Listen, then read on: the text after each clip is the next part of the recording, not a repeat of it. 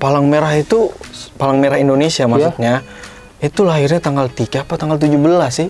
PMI tidak bicara, tidak hanya soal darah ya, itu hanya salah satu. Ah bener, PMI dari dulu ngomong darah.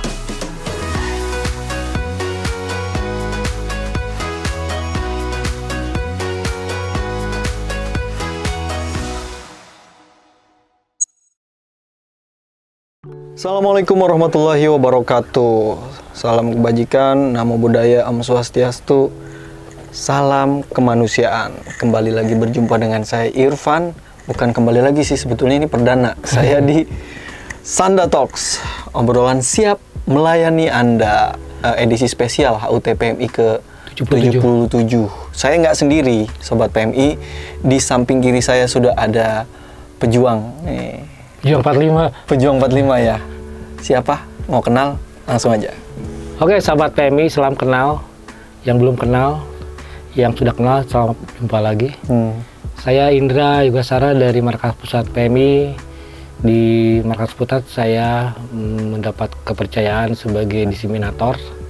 Kemudian saya kali ini merasa bangga ya, diajak oleh PMI DKI ya. PMI DKI. Ini podcastnya PMI DKI ya? PMI DKI kita tamu keren banget nih. Tapi karena mudah-mudahan seluruh PMI punya ginian ya. Amin. Dan juga bisa menebar, mendiseminasikan nilai-nilai Palang Merahan. Lebih ya. luas, lebih masif dan tidak terstruktur. Kenapa harus didiseminasikan supaya nggak ada salah paham juga ya? Betul. Nah, karena Palang Merah ini adalah organisasi kemanusiaan yang netral, yang mandiri. Iya. Tidak berpihak dan lain sebagainya. Nanti kita akan bahas juga soal organisasi apa sih Palang Merah ini. Iya. Nah, Kang Indra, ngomong-ngomong Palang Merah ini, sekarang kan Palang Merah atau Palang Merah Indonesia nih? Palang Merah Indonesia ya. Oke. Nah, kita ngomong soal PMI, 77 tahun PMI berdiri nih Kang Indra. Tua ya? Udah tua juga ya. Ya karena Kang Indra setua itu nggak? Kagak lah. Enggak ya, bajunya aja nih kelihatan kayak karena pejuang. candaan aja nih, cosplay. Umur saya masih ya 20-an. Ya gitulah.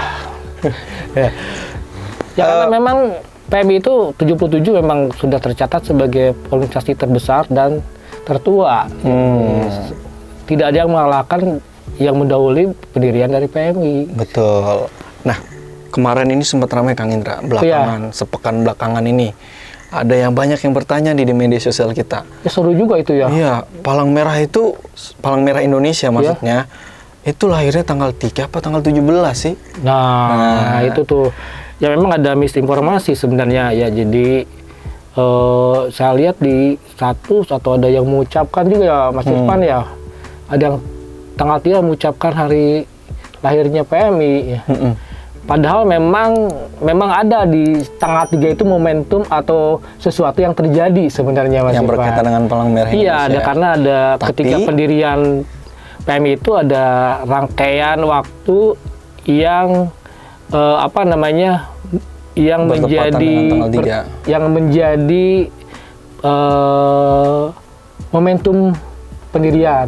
Sebelum PMI berdiri ya. Iya, ada tanggal 3, ada tanggal 5, ada tanggal 17. Tanggal 17. Nah, tanggal 3 itu adalah saat Pak Karno Presiden ngomong pertama, nih sama Pak Buntaran tuh. Pak Buntaran Menteri itu Kesehatan Menteri Kesehatan pertama kita ya. Buntaran Matoartmojo. Pak, bagaimana kalau kita mendirikan Palang Merah Nasional nih? Wah, untuk apa Pak? Kata Pak Bun tuh ngomong gitu. Itu apa ya? Ceritanya begitu, didramatisir gitu. Iya. Ya memang setelah 17 hari kemerdekaan kita, yang dipikirkan oleh Pak Karno adalah mendirikan Badan Nasional Palang Merah. Namanya waktu itu Badan ya? Badan Nasional Palang Merah gitu kan. Sebuah organisasi Palang Merah yang umumnya ada di seluruh dunia. Sehingga dia berpikir bahwa ketika ada Badan Palang Merah didirikan, pengakuan seluruh dunia itu secara menunjukkan bahwa Indonesia berdaulat lah ya. Daulat, eksis ada. Betul. Gitu kan. Karena dengan adanya Palang Merah maka Palang Merah Internasional akan membantu juga sebenarnya. Ketika Palang Merah Internasional membantu, itu bagian dari pengakuan internasional juga sebenarnya gitu. saat Pak Karno tanggal 3 September itu memanggil Menteri Kesehatan saat itu, Pak Bun itu, apa perintahnya untuk kemudian? Coba saya perintahkan Anda untuk mendirikan Badan Nasional Palang Merah. Apa kemudian yang dilakukan? Nah, ya Pak Bun sadar bahwa oke, siap Pak, yang mulia siap, Pak Karno ya, Bung Karno. Maka tanggal 5 Pak Bun itu mengajak dokter-dokter Stovia dan juga tokoh-tokoh kemanusiaan yang lain untuk bergabung membentuk namanya Panitia 5. Panitia 5, tanggal 5 Panitia 5. Iya benar, Panitia 5. Karena ada sejarahnya tuh kenapa ada Panitia 5. Karena di pendirian Palang Merah Internasional pun Asiasi namanya Komite 5. 5 orang juga. 5 orang juga ya. Iya, ada Henry Dunant, ada Dufour, ada Monique Moynier dan sebagainya. Itu adalah juga namanya Komite 5. Maka ketika ada di Indonesia tanggal 5 kebetulan atau memang by design ya? Panitia 5 juga sama seperti tanggal 5 Panitia 5 juga gitu. Ada 5 juga, ada Dr. Mukhtar, ada Dr. Bara Johan dan sebagainya gitu kan. Dan juga Sitanala, Marzuki gitu kan, udah itu Marzuki sebagai penulis. Itu didirikanlah itu karena Pak Bun Karno nggak bisa sendiri dong mendirikan Palang Merah, dan itu harus juga bekerja bersama untuk menyusun ADART-nya, mempersiapkan ADART-nya agar apa sih bentuk Palang Merah itu, dan akhirnya mereka mengacu pada Konvensi Jenewa. Konvensi Jenewa ya tetap Konvensi Jenewa. Jadi Sobat PMI, supaya nggak bingung lagi nih, ternyata tanggal 3 itu bertepatan dengan instruksinya Presiden pertama kita Soekarno ke Pak Buntaran yang waktu itu menjabat sebagai menteri untuk membentuk Badan Nasional Palang Merah. Nah, kemudian kenapa kita memperingatinya tanggal 17? Nah, sebelumnya, jadi tanggal 3 kenapa banyak yang mengucapkan, mungkin ada yang mengartikan bahwa itu adalah awal mulanya inisiasi pendirian Palang Merah. Sehingga diartikan sebagai tahun tanggal pendirian. Padahal dalam sehari-harian kita kan ada juga misalnya ada lamaran, ada akad, ada pernikahan. Yang jadi momentum ini kan pernikahannya. Lamarannya bukan hari jadi. Lamaran kan inisiasi. Pak, ini ngelamar nih gua mau ini. Nah, itu akadnya itu tanggal 17. Tanggal 17. Iya. Karena dari tugas dari Panitia 5 salah satu kan. Salah duanya adalah mencoba atau berusaha untuk menyusun pengurus besar. Waktu itu pengurus besar, bukan pengurus pusat ya. Pengurus besar yang pertama. Ya, pengurus besar yang pertama Musyawarah Nasional jadi waktu itu juga. Nggak musyawarah sih. Yang pertama penunjukan ya. Karena Panitia 5 tersebut menghubungi beberapa tokoh-tokoh.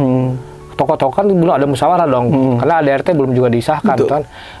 Mereka menghubungi tokoh-tokoh dari kerajaan-kerajaan di Nusantara, tokoh dari Jogja, tokoh dari tokoh nasional, terus ada juga pengusaha, ada juga dari tokoh para Tionghoa juga ada juga bergabung di situ. Nah, dari tokoh-tokoh tersebut diajak untuk bagaimana kita kalau membentuk sebuah pengurusan besar, pengurus besar namanya. Maka setelah sejak tanggal 5 Panitia 5 bekerja, beberapa hari sampai tanggal 17, ya memang 17 itu terbentuklah sebuah pengurus besar disebutnya ya. Yang ketua pertamanya adalah Pak Hatta. Maka ketika pengurus besar itu terbentuk, maka sepakat bahwa itu adalah hari lahirnya PMI dan dilantik. Di tanggal 17 juga. Tanggal 17 dilantik di itulah cikal bakal wakil ketua. Kenapa tanggal 17 itu ditetapkan sebagai hari jadinya PMI. Iya, itu. Dan itu juga sudah tertera dalam ADART-nya PMI, Kang Indra ya. Ya, betul. Di bab soal nama status PMI. Nah, Kang Indra, menarik juga bahwa entah kebetulan tadi kalau Kang Indra sebut bahwa kemunculan PMI, lahirnya PMI itulah adalah salah satu alasannya untuk menunjukkan eksistensi Indonesia di salah satu ya, di kancah, ada beberapa juga alasan di kancah di internasional ya. Pengen nunjuk gigi lah Presiden Soekarno. Nah, kemudian kenapa sih fungsi lainnya Palang Merah itu hadir dan bertepatan dengan kemerdekaan selain tadi, alasan tadi? Ya gini, kenapa Pak Karno juga mendirikan Palang Merah itu sebelum perangkat negara yang lain? Duluan mana coba? Kepolisian. Duluan PMI. Duluan PMI. Polisi tanggal berapa tuh? Oktober ya? Juli, Oktober apa Juli saya lupa. Nah, terus kemudian TNI juga duluan kita daripada TNI. Karena Pak Karno membayangkan, mungkin asal diskusi dengan Pak Wakil Presiden waktu itu Pak Muhammad Hatta, bahwa kita menghadapi agresi dari sekutu waktu itu tahun 46. Satu itu, maka perlu ada badan yang bisa menangani korban-korban perang. Betul. Menolong orang yang luka, menolong tentara yang luka, menyediakan dapur umum dan sebagainya. Itu perlu orang seperti itu, perlu tenaga seperti itu. Maka didirikanlah Badan Nasional Palang Merah, jadi sebutnya PMI lah. Satu ya. Kedua adalah bahwa kita udah merdeka. Kemudian ada beberapa yang harus dijalankan antara negara yang berperang, pihak negara yang berperang. Satu ada pertukaran tawanan perang. Tawanan politik, tawanan perang. Tawanan perang. Dan itu dilakukan oleh sebuah badan yang netral. Siapa yang badan yang netral? Adalah PMI. Nah, maka terjadilah pertukaran perang, pembulangan tawanan sipil dari Indonesia ke Belanda misalnya. Kan banyak luar Belanda gitu yang penjajah itu dikembalikan ke negaranya masing-masing. Kemudian jadi, Jepang juga ya. Yang ketiga adalah membantu kerja paksa itu hampir 40.000 orang kepala paksa yang dibebaskan oleh Jepang. Dan itu terus dibantu oleh kita, oleh PMI, kesehatannya segala macam dipulangkan ke rumahnya, dan itu oleh PMI. Wah, saat itu kerja besar PMI itu sebenarnya. Betul. Dan berat.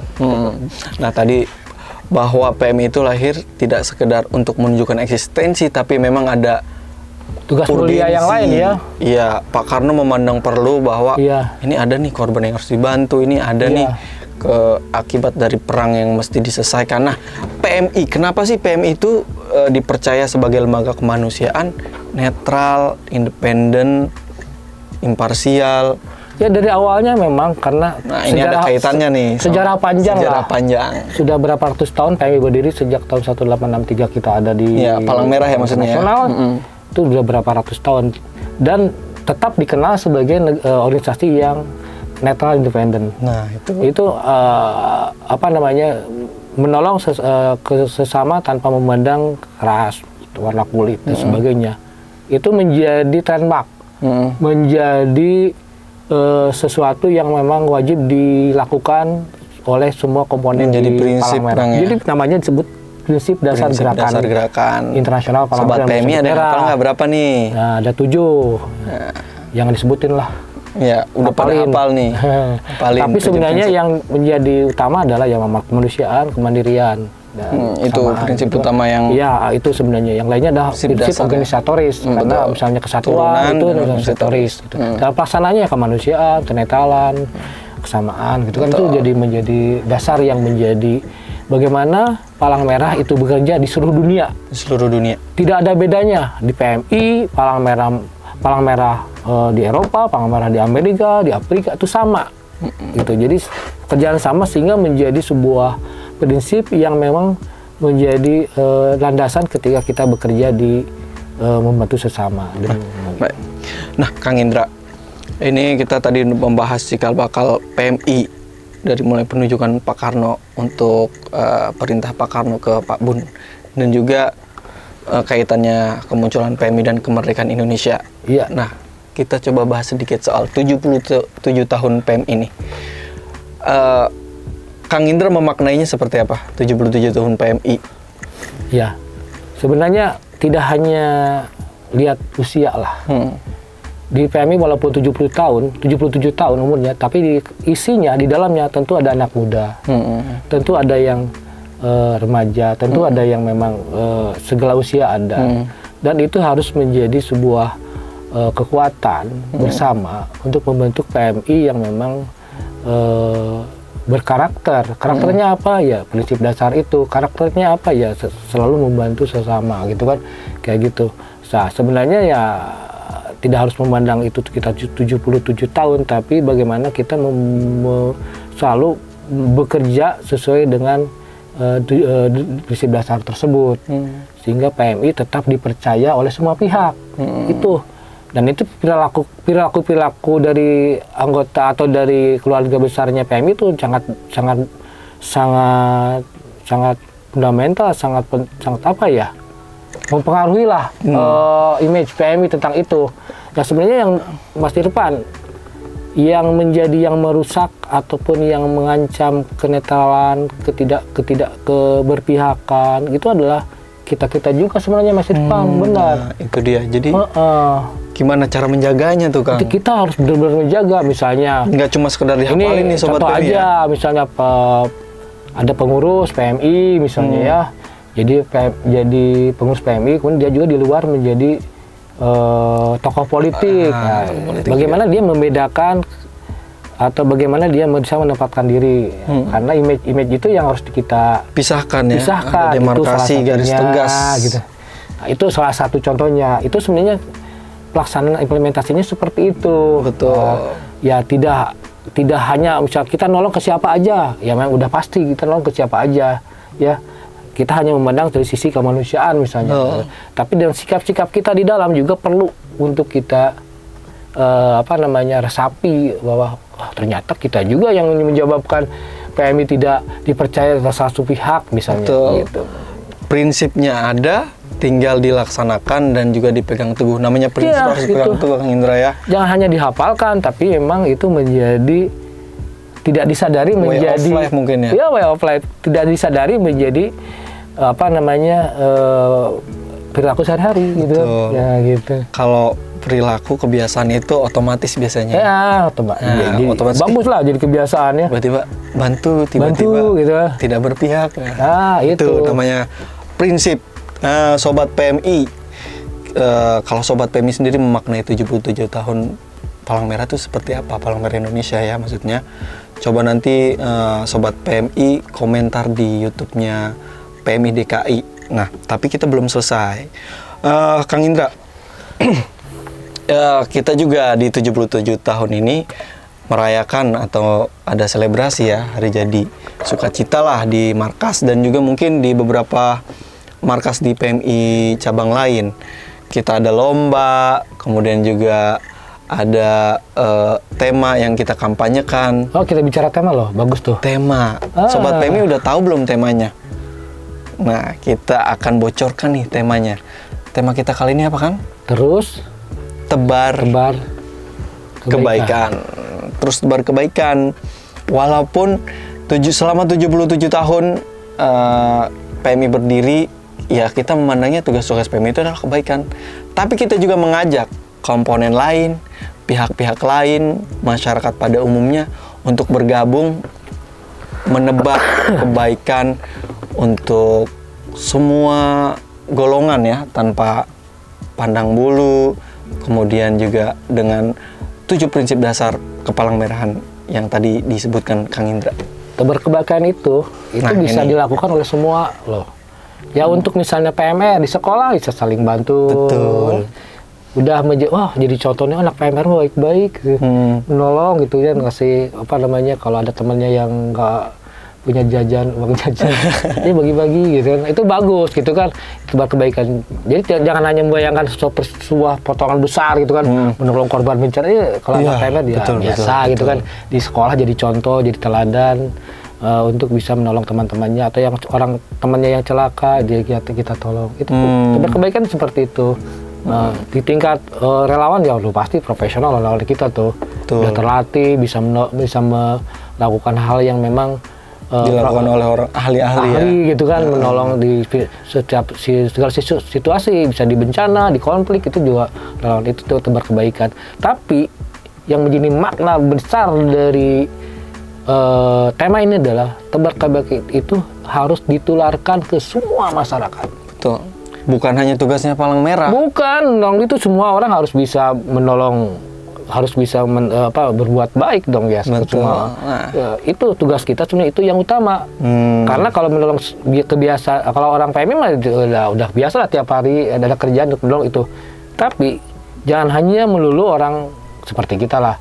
Bukan kita bosan, bukan ya? Bukan, kita selalu tetap gitu ya. Selalu tetap. Nah, tapi coba alangkah baiknya kalau gerakannya itu dilakukan banyak orang. Banyak orang.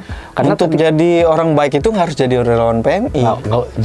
Kalau mau ya boleh. Boleh, kalau mau kita terbuka. Tidak tentu tidak harus jadi relawan PMI, itu semua orang harus bisa melakukan kebaikan sebenarnya, Mas Irfan. Betul. Nah, itu makna sebenarnya itu sebenarnya. Nah, nanti sobat PMI bisa bergabung di kampanye untuk hari jadi ke-77 PMI ini dengan cara mungkin ada Twibbonnya, nanti kita akan sebarkan juga, dan juga tuliskan kesan Anda soal palang merah. Nah, tapi orang-orang taunya nih palang merah ternyata ya darah. Padahal PMI tidak hanya soal darah ya, itu hanya salah satu. Bener.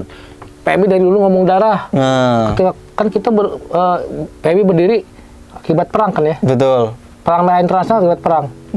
Itu menolong luka tuh darah. Nah, darah memang awalnya ya. Tapi sebetulnya tidak itu aja Kang Indra ya.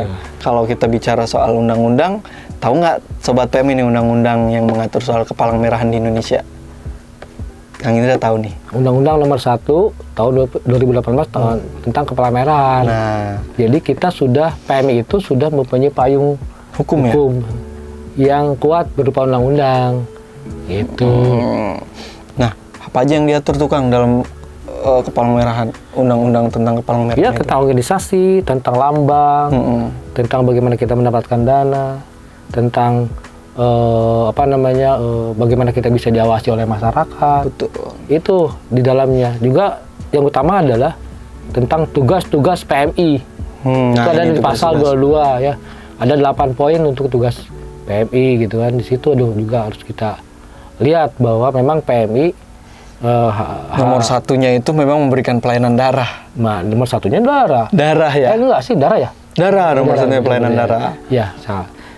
Darah. Dan yang jadi uniknya adalah sebenarnya di undang-undang tersebut adalah yang melakukan penyelenggaraan kepalang merah tidak hanya PMI. Siapa tuh Kang? Pemerintah. Pemerintah. Jadi tugas kita mendampingi pemerintah untuk melaksanakan pelayanan ke penyelenggaraan kepalang merahan. Nah, mungkin ini ada pertanyaan-pertanyaan nih dalam benak Sobat PMI. Palang Merah Indonesia itu lembaga pemerintahan atau bukan sih? Karena mungkin diberikan mandatnya lewat undang-undang oleh pemerintah. Nah, Kang Indra, salah. Independen bukan oleh pemerintah, oleh negara. Oleh negara ya. Nah, ini beda. Jadi bukan bagian dari pemerintah, karena amanahnya dari undang-undang. Oleh negara ya, mandatnya. Tapi berarti bukan bagian dari pemerintah, Palang Merah. Mitra. Nah, suka ada yang bertanya, Palang Merah itu government organization atau non-government? Nah, Palang Merah itu adalah perhimpunan nasional. Perhimpunan nasional. Gimana tuh Kang perhimpunan nasional?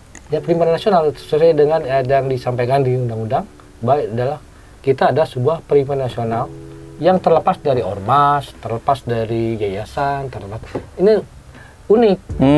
Lex spesialis ya. Iya, karena dia mempunyai undang-undang sendiri. Ya, undang-undang sendiri, dia disebutnya adalah perhimpunan nasional. Nah, itu menjadi ini sama dengan seluruh palang merah di seluruh dunia. Seluruh dunia ya. Atau bulan sabit merah di seluruh dunia. Betul. Perhimpunan nasional. Nah, dan unik karena mereka juga punya undang-undang sendiri. Masing-masing. Nah, tadi pertama soal pelayanan darah nih ya kan, kita kalau ngomong-ngomong undang-undang. Kemudian yang kedua itu adalah melakukan pembinaan relawan, mandat atau fungsi Palang Merah. Wah, Palang ini Merah Indonesia. Keren nih. Ya, ini kan unik nih kalau untuk pembinaan relawan. Karena PMI itu adalah organisasi yang berbasis relawan. Betul. Iya. Apalah artinya PMI tanpa relawan? Tanpa relawan. Ada yang disebut tulang punggung, ada yang menyebut dengan ujung tombak dan sebagainya. Itulah bahwa PMI adalah organisasi kerelawanan sebenarnya. Dan maka itu adalah penting dan disebutkan di undang-undang bahwa itu bisa menjadi bagian yang pokok. Nah, tidak terpisahkan melakukan pembinaan relawan.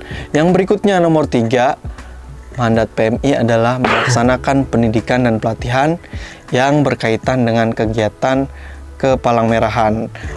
Nah, kegiatan kepalang merahan apa aja nih Sobat PMI, tahu nggak? Oh, jangan tanya saya lah. Nah, sobat PMI bisa Pasti disebutkan nanti. Coba sebutkan di kolom komentar YouTube PMI DKI. Nah, mungkin teman-teman PMR ada yang nebak, wah, salah satunya adalah P3K. Oh iya, darah tadi, pelayanan darah dan lain-lain. Nah, ini PMI punya tugas untuk melaksanakan pendidikan dan pelatihan tadi.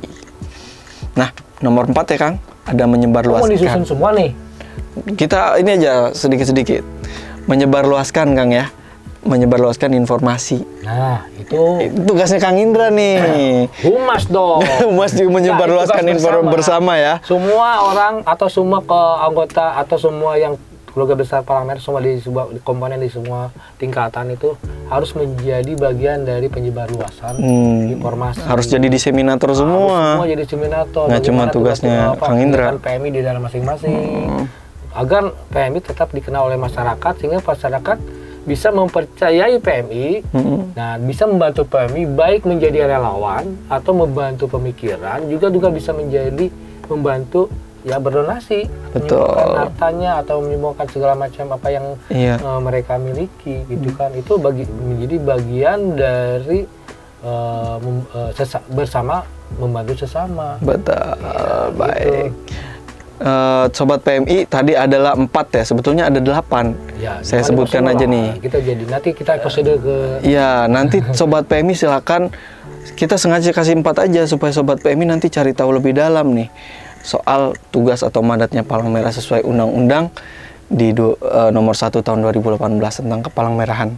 Di daerah dirayakan juga ya berarti yang 77 tahunnya? Harus ya? Iya. Mudah-mudahan dirayakan di seluruh Indonesia nih kan. Dengan sukacita ya. Harus benar-benar diluaskan ya. Betul.